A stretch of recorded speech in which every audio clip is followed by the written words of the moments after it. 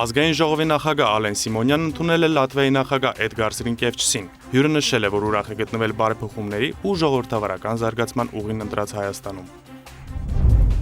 Այս շաբաթ գումարված հերթական նիստերում խորհրդարանը քննարկել եւ ընդունել է նոր օրենսդրական կարգավորումներ, լսել պետական կառավարման մի շարք մարմինների 2025 թվականի գործունեության վերաբերյալ զեկույցներ։ Ազգային ժողովի փոխնախագահ Հակոբ Արշակյանը մասնակցել է միջերկրածովյան խորհրդարանական վեհաժողովի անդամ եւ գործընկեր երկրների խորհրդարանների նախագահների առաջին գագաթնաժողովին։ Ազգային ժողովի նախագահ Ալեն Սիմոնյանն ընդունել է Լատվիայի նախագահ Էդգար Սրինկևիչին։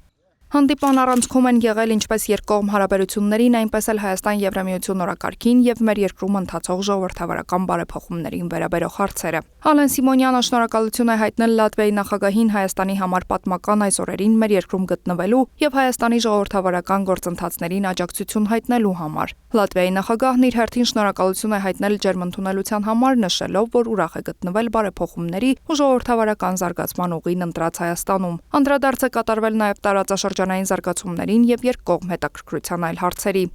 Լատվիայի նախագահը Ալեն Սիմոնյանի հետ հետևել է ազգային ժողովի նիստերի դահլիճում ընթացող հերթական նիստերի աշխատանքին։ Միջխորհրդարանական կապերին, երկկողմ հարաբերություններին, Հայաստան-Եվրամիություն օրակարգին եւ մեր երկրում ընթացող ժողովրդավարական բարեփոխումներին վերաբերող հարցեր են քննարկվել ազգային ժողովի նախագահ Ալեն Սիմոնյանի ու Բելգիայի ներկայացուցիչների պալատի նախագահ Պետեր դե Ռուվերի գլխավորած պատվիրակության հետ հանդիպմանը։ Ազգային ժողովի նախագահը շնորհակալություն է հայտնել գործընկերոջը Հայաստանի համար կարևոր այս օրերին մեր երկրում գտնվելու եւ տեղի ունեցող միջոցառումներին մասնակցելու համար։ Պետեր դե Ռուվերն իր հերթին շնորհակալություն է հայտնել Ալեն Սիմոնյանին ջերմընդունելության համար, նշելով, որ ուրախ է գտնվել բարեփոխված ու ժողովրդավարական զարգացման ուղում գտնվող Հայաստանում։ Հանդիպման ընթացքում անդրադարձ է կատարվել նաև տարածաշրջանային զարգացումներին եւ երկկողմ հետաքրքրության այլ հարցերի։ Պատվիրակության անդամները ազգային ժողովի նիստերի դահլիճում հետևել են ընթացող հերթական նիստերի աշխատանքին։ Հյուրերն Ալեն Սիմոնյանի ուղեկցությամբ շրջել են ազգային ժողովի այգում, որտեղ տնկված է նաև Հայաստանի ու Բելգիայի բարեկամությունը խորհրդանշող ծառը, ծանոթացել մեր երկրի օրենսդիր մարմնի շենքի պատմությանը։ Բելգիայի թագավորության ներկայացուցիչների պալատի նախագահ Պետեր դե Ռուվերի գլխավորած պատվիրակությունը այցելել է Ծիծեռնակաբերդի հուշահամալիր եւ հարգանքի տուրք մատուցել հայոց ցեղասպանության զոհերի հիշատակին։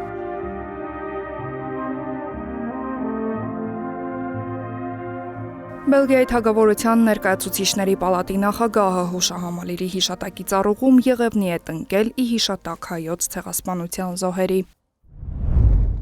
Շաբաթվա սկզբին մեկնարկեցին ազգային ժողովի հերթական նիստերը, օրակարգում 26 հարց էր, մի մասը քննարկման հատուկ ընթացակարգով։ Գործադիրն առաջարկում է փոփոխություններ կատարել քաղաքացիական ծառայության մասին օրենքում ու հարակից մի շարք օրենքների նախագծերում, որոնցով նախատեսվում են կարևոր փոփոխություններ երկու հիմնական ուղղություններով։ Դեռևս 2023 թվականին կատարված փոփոխություններով աշխատանքային օրենսգրքից հանվել է տարիքով պայմանավորված աշխատանքային պայմանագիրը լուծելու հիմքը։ Արդյունքում 2023 թվականի հուլիսի 30-ից սկսած աշխատանքային հարաբերություններն այլևս չեն կարող դադարեցվել աշխատողի տարիքի հիմքով։ Այդ է պատճառը, որ կառավարության հեղինակած օրենսդրական փաթեթով առաջարկվում է վերացնել պետական ծառայության տարբեր ոլորտներում գործող պաշտոն զբաղեցնելու առավելագույն 65 տարեկան տարիքային սահմանափակումը։ Արդյունքում աշխատանքային հարաբերությունները կարող են դադարեցվել միայն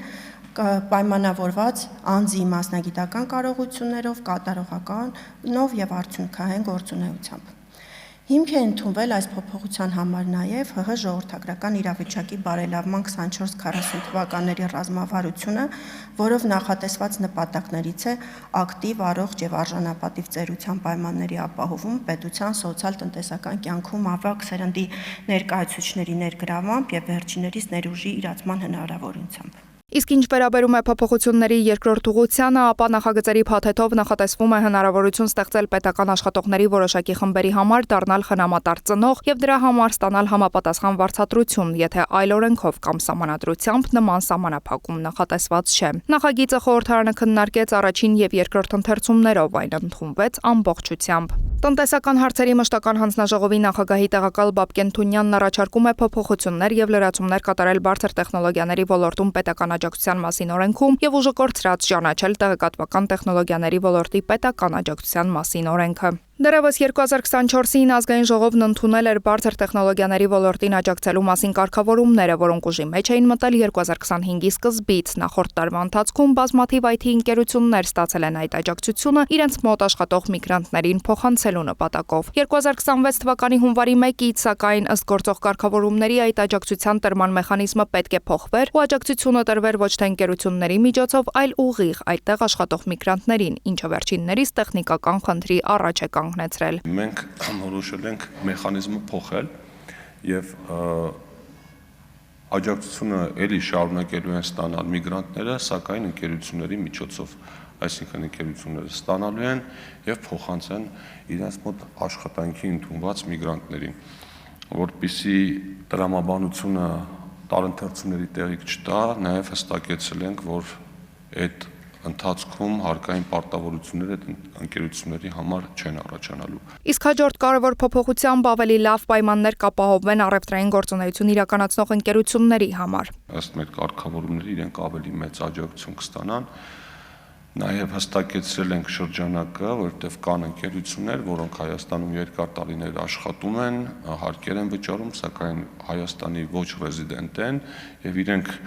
զրկված էին պետական աջակցություն ստանալու հնարավորությունից, այս մասն ենք հստակեցրել եւ որոշ տեխնիկական բնույթի փոփոխություններ են կատարվել։ Նախագիծը խորհրդարանը քննարկեց հատուկ ընթացակարգով, այն ընդունվեց առաջին եւ երկրորդ ընթերցումներով եւ ամբողջությամբ։ Այսուհետ դատարանի կողմից տնային կալանք կիրառելիս հաղորդակցության սահմանափակումները կարող են չտարածվել կրթության շարունակականությունն ապահովելու դեպքում։ Խորհրդարանը քննարկեց գործադիրի հեղինակած Հայաստանի Հանրապետության քրեական դատավարության օրենսգրքում լրացում կատարելու մասին օրենքի նախագիծը։ Խնդիրը նրանում է, որ գործող կարգավորումներով տնային կալանքը մեղադրյալի ազատության այնպիսի սահմանափակումն է, որի ընթացքում նա պարտավոր է չլքել դատարանի որոշման մեջ նշված բնակության տարածքը։ Ի թիվս այլնի դատարանի որոշմամբ մեղադրյալին կարող է արգելվել ունենալ նամակագրություն, հեռախոսային խոսակցություններ, օգտվել հաղորդակցության այլ ձևերից, այդ թվում փոստային առաքանոց։ Այս համատեքստում է, որ ներկայում հնարավոր չի լինում ապահովել տնային կալանքի տակ գտնվող անձանց կրթության իրավունքի պատշաճ իրացումը։ Առաջարկում է սահմանել, որ դատարանի կողմից տնային կալանք կիրառելիս հաղորդակցության սահմանափակումները կարող են չտարածվել կրթության շարունակականությունն ապահովելու համար կրթական ծրագրերով հեռավար կրթությունը շարունակելու դեպքերի նկատմամբ։ Օնլայն կազինոներում իրականացված խաղադրույքների ծավալները վերջին 8 տարիներին աճել են ավելի քան 35 անգամ, եթե 2017 թվականին ինտերնետ կազինոների խաղադրույքների ծավալները կազմում էին 0.2 տրիլիոն դրամ, ապա 2025 թվականին աճելով ավելի քան 35 անգամ խաղադրույքների ծավալները հասել են 7.4 տրիլիոն դրամի։ Սոցիալապես խոցելի խմբերին պաշտպանելու ու նրանց ֆինանսական վիճակի հետագա վատթարացումը կանխելու նպատակով է, որ ազգային ժողովի քաղաքացիական պայմանագիր խմբակցության պատգամավոր Հայկ Սարգսյանը հեղինակել է խաղային գործունեության կարգավորման մասին օրենքում լրացումներ եւ փոփոխություններ կատարելու մասին օրենքի նախագիծը կից օրենսդրական փաթեթով։ Հեղինակն առաջարկում է օնլայն կազինոներում սահմանափակող ինքնաարգելափակման համակարգներ դնել։ Օրենքի նախագծով առաջարկում եմ պարտադիր պահանջ սահմանել բոլոր օնլայն կազինոների կայքերի եւ հավելվածների համար, որպեսզի նրանք տեսանելի վայրում ունենան ինքնաարգելափակման կոճակ։ Ինքնաարգելափակման կոճակին սեղմելուց հետո կարգելվի անձի մասնակցությունը օնլայն կազինոներին 5 տարի ժամկետով առանց վերաբացման հնարավորության։ Ընդ որում 5 տարվա ժամկետի ավարտից հետո արգելափակումը կրկին կերկարացվի նույն ժամկետով, եթե ժամկետի վերջին 5 օրը անձը դիմում չներկայացնի այն վերացնելու մասին։ Ինքնաարգելափակմամբ կկասեցվի անձի մասնակցությունը նաև մյուս օնլայն կազինոներում։ Խորհրդարանականն առաջարկում է նաև օրենքով արգելել խաղերին մասնակցությունն այն անձանց համար, որոնք պետության աջակցության, օրինակ նպաստի շահառու են կամ ում միակ եկամտի աղբյուրը կենսաթոշակն է։ Պետական աջակցություն ստացող քաղաքացիները չպետք է այդ գումարը տանեն կազինո։ Սա հակասում է սոցիալական քաղաքականության ողջ տրամաբանությանը։ Պետական բյուջեի ֆինանսավորմամբ որևէ ծրագրից օգտվողների համար պատգամավորն առաջարկում է ևս արգելել մասնակցությունը խաղային ոլորտ, կարգելափակվի նաև մուտքը նշյալ հարթակներ եկամտահարկի վերադարձից օգտվողների համար։ Նախագծի հեղինակն առաջարկում է նաև խաղերի մասնակցության համար թույլատրելի շեմներ դնել, այն չպետք է հատի յուրաքանչյուր տարվա համար քաղաքացու հայտարարագրած եկամտի 20%-ի շեմը։ Վաղուց ժամանակն է արմատախիլ անել ընտանիքներ քանդող օնլայն կազինո կոչվող չարիքի ողնաշարը։ Եվ ես կկոտրեմ այդ չարիքի ողնաշարը։ Կոչ եմ անում եւ խնդրում եմ կողմ քվեարկել օրենքի նախագծին։ Հայկ Սարգսյանի նախաձեռնությունը ողջունեց Հայաստան խմբակցության պատգամավոր Ագնես Ախամոյանը, բայց եւ նկատեց. Չեք կարծում արդյոք, որ Անկամ այս կարգավորումները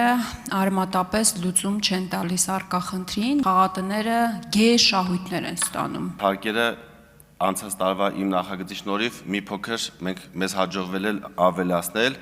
եւ այս տարի արդեն 23 միլիարդ ավել հարկ են վճարելու այս 4 կազմակերպությունները միասին վերցված եռապատկվել է խաղային турքը։ Ինչ վերաբերվում ինչքանով սա կօգնի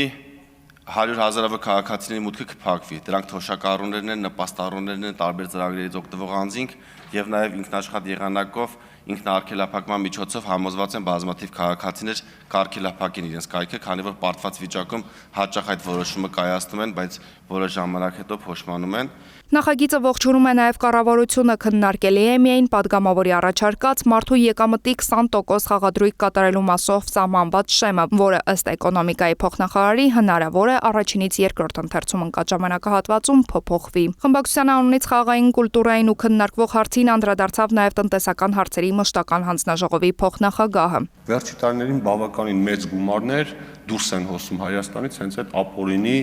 on-line խաղատները ու այդտեղ տեխնոլոգիաների զարգացումը, ասենք կրիպտոյի եւ այլնի նոր մարտահրավերն էլ առաջ բերում։ Հիմա ուսաստեղծում իրավիճակ, եթե դու տեղում գոնե վերահսկելի սպիտակ դաշտում գործող գրանցված ընկերությունների վրա ճնշումը շատ ես մեծացնում ու իրանց շատ է սահմանափակումների տակ դնում, վերջում էլ տանում ես փակման, այդ հոսքը գնալու է դուրս։ Այսինքն մեր առաջնահերթ խնդիրը այս պահին պիտի լինի դրսի չգրանցված ապօրինի կայքերի հասանելիությունը փակենք, որից հետո արդեն կմտածենք այս մասին։ Պատգամավորն անդրադարձավ նաև Հայկ Սարգսյանի առաջարկած 20%-ի շեմին ու այդ մասով կառավարության դիրքորոշմանը։ Մարդկա կարող է եկամուտ չունի, բայց $2 միլիոն խնայողություն ունի։ Այսինքն այդ մարդուն ինչ-որ խաղալ արգելել է, մյուսին թույլատրել է, մի քիչ անիմաստ է։ Երկրորդը հենց իմ այդ նշած այդ սև փողերի հետ կապված սև բուկմեկերական շարժերի հետ կապված ռիսկն է, եւ երրորդն է, որ այդ կարգավորումները կյանքի կոչելու համար մեզ պետք է ունենալ խաղային ոլորտի օպերատոր։ Թունյանը հայտնեց նաև, որ խաղային ոլորտի օպերատորի մրցույթը հայտարարված է 1 ամսից այն կամփոփվի ու հաջորդ տարեսկզբից այդ համակարգը կսկսի գործել մեր երկրում։ Օրենքների նախագծերի փաթեթը խորհրդարանն ընդունեց առաջին ընթերցմամբ։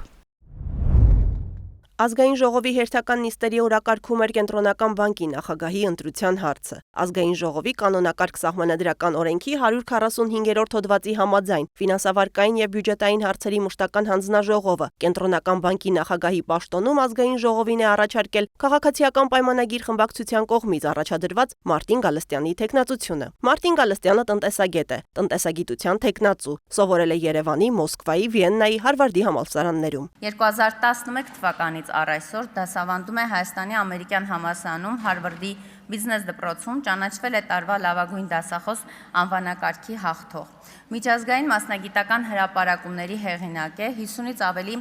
միջազգային մասնագիտական միջոցառումների մասնակից։ Մարտին Գալստյանի թեկնածությունը Կենտրոնական բանկի նախագահի պաշտոնում առաջադրվում է երկրորդ անգամ։ 2020 թվականի ապրիլին ելույթ է ունենում այս ամբիոնից, որպես Կենտրոնական բանկի նախագահի պաշտոնում առաջադրված թեկնածու։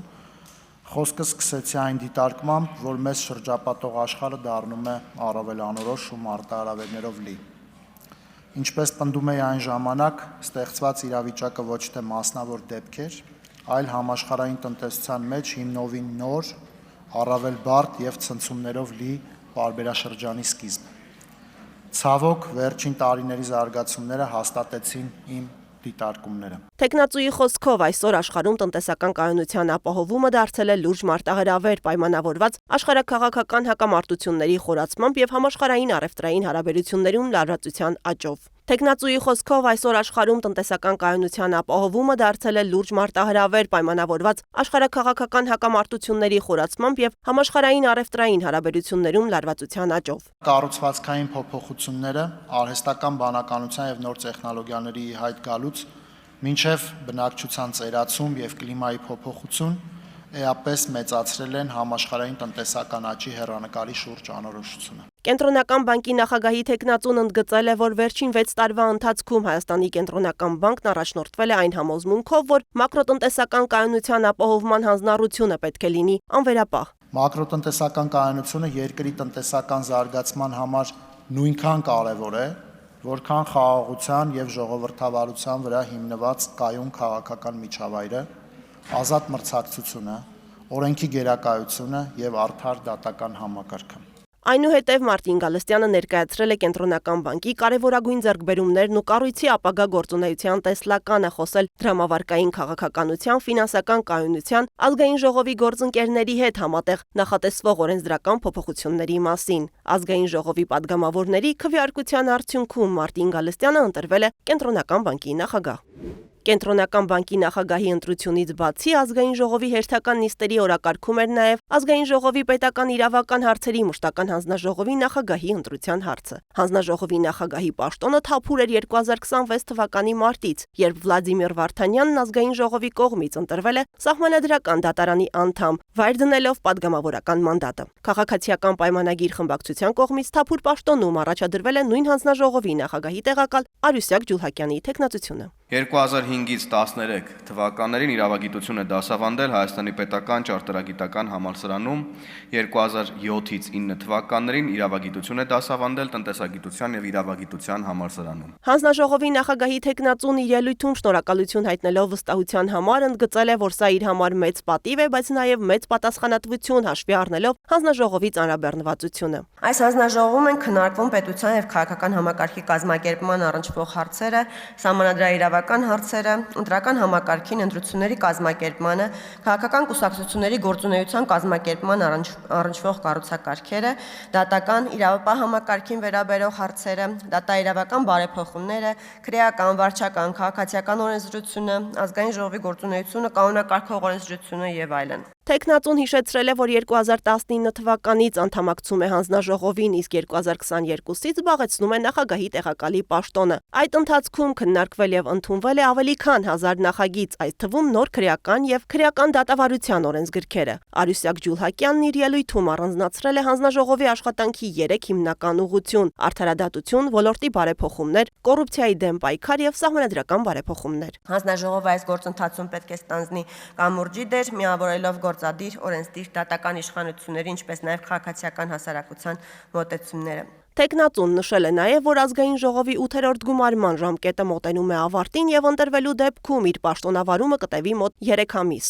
Այդ ընթացքում խոստանում է ապահովել հանձնաժողովի բնականon եւ կառուցողական աշխատանքը։ Պատրաստ եմ աշխատել բնականաբար բոլոր խմբակցությունների, բոլոր падգամավորների հետ, անկախ քաղաքական դիրքորոշումներից, քանի որ իրավական պետության կայացումը վեր է կուսակցական շահերից։ Վստահ եմ, որ միասին կարող ենք ապահովել հանձնաժողովի արդյունավետ աշխատանքը։ Քվեարկության արդյունքում Արուսյակ Ջուլհակյանը 65 կողմ ձայնով կղեկավարի ազգային ժողովի ամենածանրաբեռնված հանձնաժողովը մինչև 9-րդ գումարման ձևավորումը։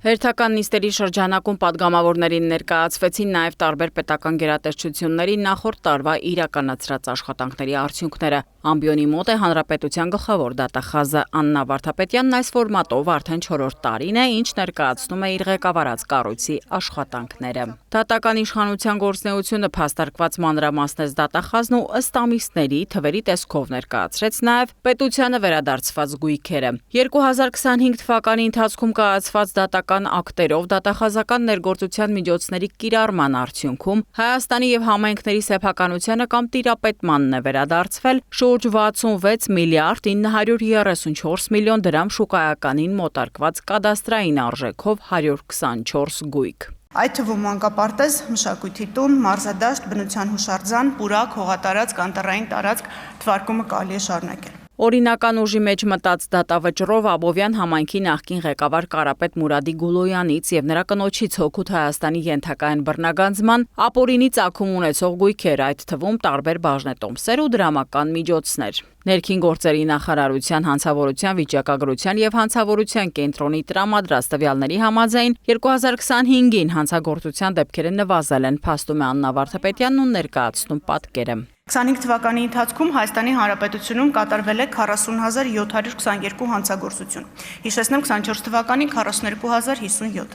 որոնցից 18857-ը Երևան քաղաքում։ 24 թվականի համեմատությամբ 25 թվականին հանցագործության դեպքերը նվազել են 1335-ով կամ 3.2%-ով։ 25-ին արձանագրվել է հանցագործությունների բացահայտման ցուցանիշի աճ 24-ի համեմատ, բացահայտման ցուցանիշն աճել է 6.9%-ով։ Նախորդ տարի դատարաններում քննվել եւ ավարտվել է 9.7%-ով ավելի գործ, քան 2024 թվականին։ Դրական պատկեր կա կոռուպցիոն հանցագործությունների թվի նվազման մասով, նշում է Աննա Վարդապետյանը։ Գլխավոր դատախազն անդրադարձավ նաև նախորդ տարվա ընթացքում դատարան հանձնված հանրային հետաքրքրություն ունեցող կոռուպցիոն այն գործերին, որոնք վերաբերում են նախկին նախագահ Ռոբերտ Քոչարյանին, նախկին վարչապետ Հովիկ Աբրահամյանին եւ առանցքային պաշտոններ զբաղեցրած այլ անձանց։ Գլխավոր դատախազության ապօրինի ծագում ունեցող գույքի բռնագանձման գործերով վարչության կողմից դատախազի փոխանցմամբ 2025-ին նախաձեռնվել է 157 ուսումնասիրություն, դատարան է ներկայացվել 42 հայցադիմում։ 42 հայցերից 4-ը այն նմանատիպ դեպքեր են, երբ դատախազությունը հրաժարվել է հայցից 2025 թվականի ընթացքում եւ դատարանում ներկայացված հայցերի թիվը 38-ն է։ Այս 38 հայցապահանջներով պահանջում է Հօգուտ Հայաստանի Հանրապետության բռնագանձել 230 անշարժ գույք, 68 շարժական գույք, 76 իրավաբանական անձում մասնակցություն, 38 հայցերով դրամական պահանջի 31 միլիարդ 540 միլիոն դրամ է, իսկ ընդհանուր հայցագինը 35 միլիարդ 993 միլիոն դրամ։ Ամփոփելով գլխավոր դատախազության ապօրինի ծագում ունեցող գույքի բռնագանձման գործերով վարչության 20-25 թվականների աշխատանքները Աննա Վարդապետյանը նշեց։ Ապօրինի ծագում ունեցող գույքի բռնագանձման լիազորության շրջանակում օրինական ուժի մեջ մտած 1 վճռով եւ հաշտության 9 համաձայնություններով այս պահի դրությամբ Հօգուտ Հայաստանի Հանրապետության բռնագանձվել է 9 անշարժ գույք, որոնց միջին շուկայական արժեքը կազմում է 4 միլիարդ 411 միլիոն 112 հազար 500 դրամ։ Երկու շարժական գույք, որոնց միջին շուկայական արժեքը կազմում է 26 միլիոն 100 հազար դրամ եւ 1 միլիարդ 13 միլիոն 281 հազար դրամ որպես դրամական միջոց։ Վերադառնալով նախկին պաշտոնյաների իրականացրած յուրացումներին գլխավոր դատախազն անդրադարձավ նախկին ոստիկանապետ Վլադիմիր Գասպարյանի, Հայաստանի ֆուտբոլի ֆեդերացիայի նախկին նախագահ, ազգային ժողովի նախկին падգամավոր Ռուբեն Հայրապետյանի, պաշտպանության նախկին նախարար Սեյրան Օհանյանի կողմից Սևանում ապօրինի կառուցված առանձնատներին։ Վստահ եմ բոլորը տեղյակ եք եւ տեսել եք, որ ափամերձ տարածքներում օրենքի խախտմամբ օտարված կամ վարձակալության հանձնված գույքեր են առկա։ Փաստվում է, որ վարձակալության դեպքերը շատ փոքր տոկոս են կազմում, հիմնականում դրանք կամ հողազավթումներ են, կամ ապօրինի հողօգտագործումներ են։ 25 թվականի դեկտեմբերից մինչ օրս դատախազության միջնորդագրերի կատարման հիման վրա ափամերձ բացարձակ նիշից ցածր 34 հողամասում ապամոնտաժվել քանդվել է 86 շենք շինություն եւ ազգային պարկ ԲՕԱԿ-ի կողմից լուծվել է 2 պայմանագիր։ 2025 թվականի գործնեության մասին հաղորդումը ներկայացվելուց հետո խորհրդարանականների կողմից եղան նաև հարցեր տարբեր արատավոր երևույթների վերաբերյալ։ Կարևորվեց կանխարգելիչ գործողությունների նկատմամբ վերահսկողական գործիքակազմերի հնարավորությունը դատախազությանը վերադարձնելու հարցը։ Քննարկումների ավարտին գլխավոր դատախազի ներկայացրած փաստաթուղթը խորհրդարանն ընդունեց ի գիտություն։ 2025 թվականի գործնեության վերաբերյալ տարեկան զեկույցը падգամավորներին ներկայացրեց նաև երկրի օմբուդսմենը։ Ինչպես փաստում է Անահիտ Մանասյանը, իր ղեկավարած կառույցը նախորդ տարի ակտիվ աշխատել է մարդու իրավունքների պաշտպանության բոլոր ուղղություններով։ Պաշտպանությունն իրականացվել է ստացված դիմում բողոքների հիման վրա։ Դրանց թիվը 2024-ին եղել է 19781, իսկ 2025-ին 22655։ Դիմում բողոքները վերաբերում են գրեթե բոլոր բնագավառներին, դարձյալ իրավունքների պաշտպանության հետ կապված, թե սոցիալ-տնտեսական բնագավառին, աշխատանքային իրավունքներ, կենսաթոշակի իրավունք, սոցիալական ապահովություն եւ մի շարք այլ հարցեր։ Շատ ենք դիմում բողոքներ ստանում քրեական վարույթներին առնչվող տարատեսակ հարցերի հետ կապված եւ դրանց ես ինքս թե տարեկան հաղորդման շրջանակներում, թե ազգային ժողովում զեկույցը ներկայացնելիս մանրամասն անդրադարձ կատարել եմ։ Բողոքների ցանկում մեծ թիվ են կազմում երեխաների պաշտպանությանը վերաբերող խնդիրները։ Ինչպես նշում է մարդու իրավունքների պաշտպանը, գրասենյակի օգնությանը հաճախ դիմում են հենց երեխաները։ Բավականին լուրջ են խնդիրները երեխաների նկատմամբ բռնության կանխարգելման եւ դրա հասցեավորման հարցերի առումով, ընդ որում խոսքը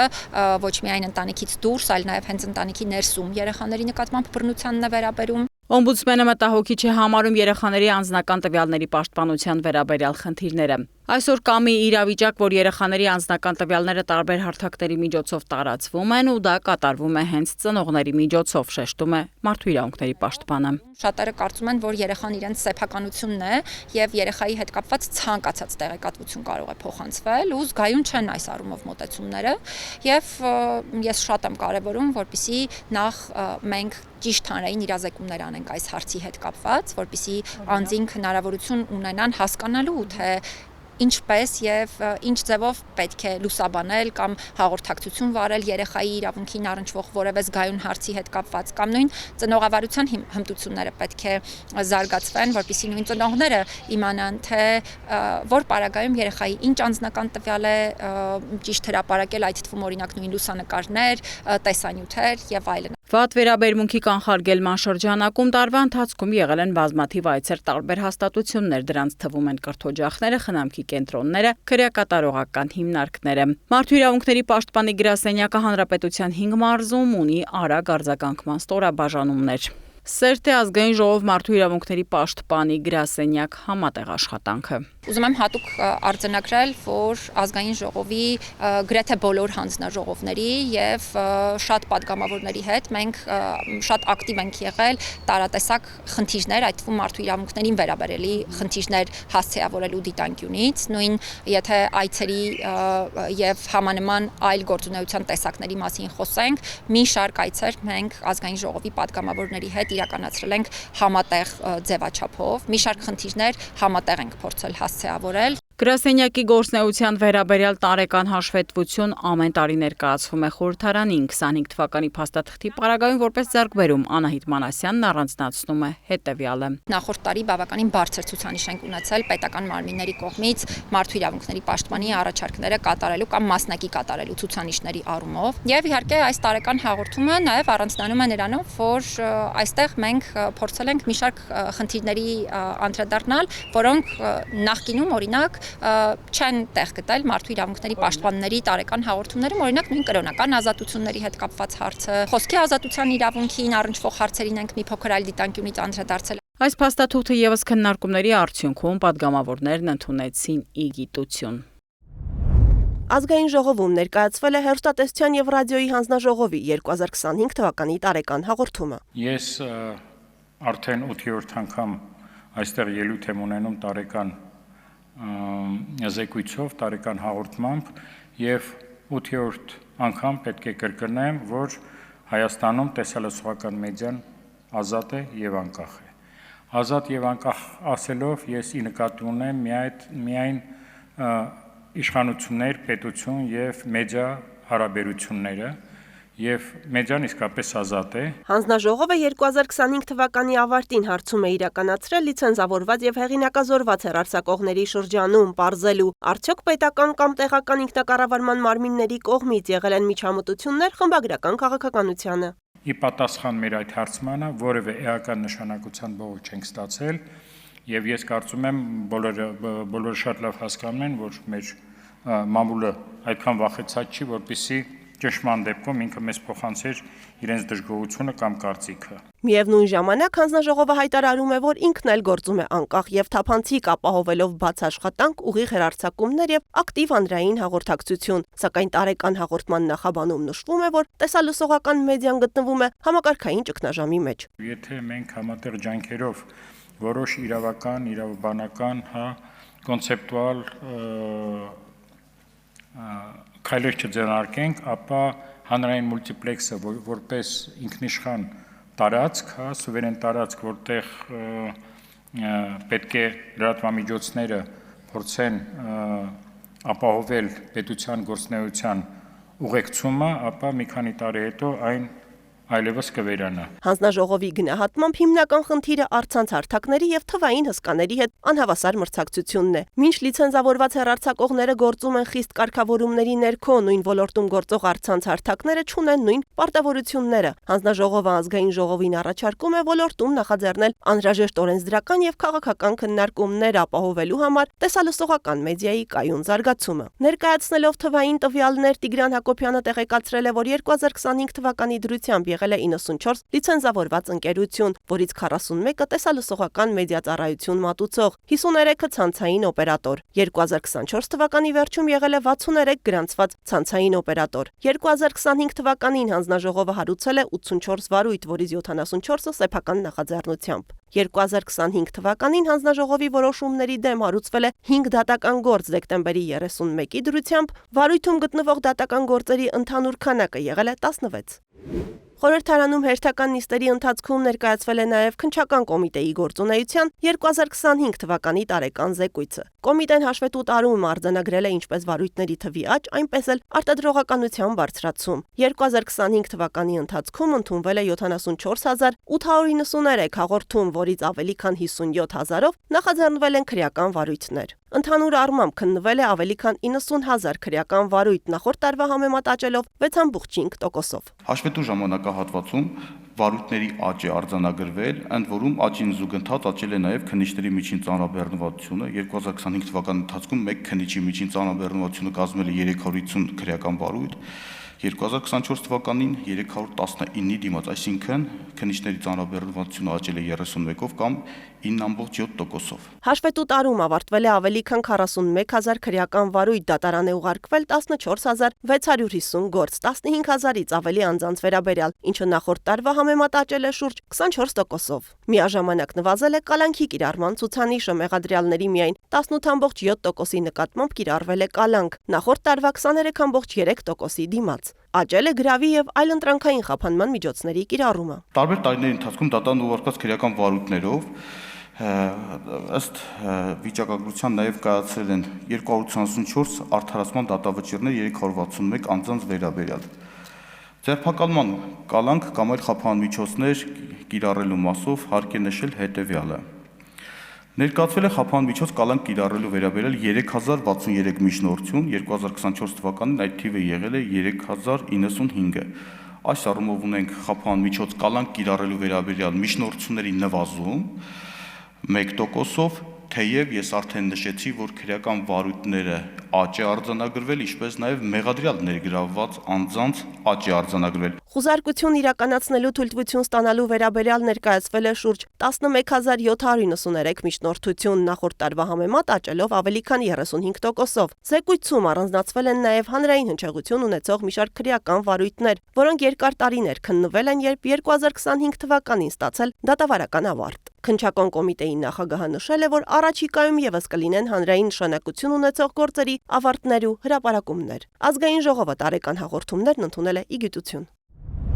Չեռնոգորիայում անցկացվել է միջերկրածովյան խորհրդարանական վեհաժողովի 20-րդ լիագումար նիստը։ Ազգային ժողովի նախագահի տեղակալ Հակոբ Արշակյանը նիստի շրջանակում մասնակցել է վեհաժողովի անդամ եւ գործընկեր երկրների խորհրդարանների նախագահների առաջին գագաթնաժողովին։ Միջոցառման շրջանակում կայացել է Հայաստանին խորհրդարանական վեհաժողովում դիտորդի կարգավիճակի շնորհման հանդիսավոր արարողությունը։ Հակոբ Արշակյանի եւ միջերկրածովյան խորհրդարանական վեհաժողովի նախագահ Ջուլիո Չենտեմերոյի կողմից ստորագրված փաստաթղթով կողմերը վերահաստատել են խորհրդարանական վեհաժողովի եւ Հայաստանի ազգային ժողովի հանձնառությունը պահպանելու եւ խորացնելու համագործակցությունը, նպաստելով ընդհանուր արժեքների եւ նպատակների առաջմղմանը եվրոմիջերկրածովյան ու ծոցի տարածաշրջաններում, նաեւ դրանցից դուրս։ Միջոցառման ընթացքում ազգային ժողովի փոխնախագահը ելույթ է ունեցել խորհրդարանական դիվանագիտությունը որպես ժողովրդավարական ինստիտուտների դիմակայունության հենասյուն թեմայով։ Ազգային ժողովի փոխնախագահը նաև կարճ շփումներ է ունեցել տարբեր երկրների գործընկերների հետ։ Գագաթնաժողովի աշխատանքներին մասնակցել են խորհրդարանական վեհաժողովի անդամ եւ գործընկեր երկրների խորհրդարանների պատվիրակություններ, ներկայացված օրենսդիր մարմինների նախագահների, փոխնախագահների եւ բարձրաստիճան ներկայացուցիչների մակարդակով։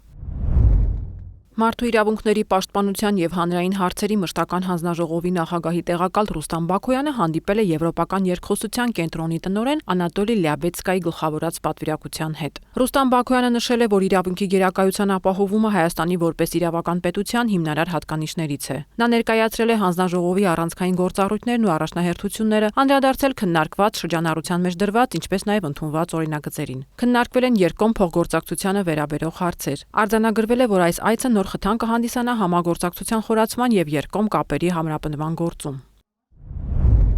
Երևանյան երկխոսություն միջազգային համաժողովին մասնակցելու նպատակով Հայաստան ժամանած Մեքսիկայի падգամավորների պալատի Մեքսիկա-Հայաստան բարեկամական խմբի ղեկավար Սիլվիա Պատրիսիա Խիմենես Դելգադոին եւ խմբի անդամներին հյուրընկալել են Հայաստան-Մեքսիկա բարեկամական խմբի ղեկավարն ու անդամները։ Անդրադարձ է եղել տարածաշրջանի աշխարհաքաղաքական իրավիճակին, Հայաստանի եւ Ադրբեջանի միջև հարաբերությունների կարգավորման գործընթացին, հարևան երկրների հետ համագործակցությանը, առաջիկայում մեր երկրում կայանալիք խորհրդանական ընտրություններին։ Զրուցակիցները կարևորել են երկկողմ կապերի սերտացմանն ուղղված ջանքերը եւ այս հարցում ընդգծել խորհրդանական արդյունավետ աշխատանքը։ Նշվել է, որ զբոսաշրջության ու տնտեսական ոլորտում կա գործակցությունը զարգացնելու զգալի ներուժ։ Կարևորվել է երկու երկրների միջև առևտրաշրջանառության ծավալների ավելացումը։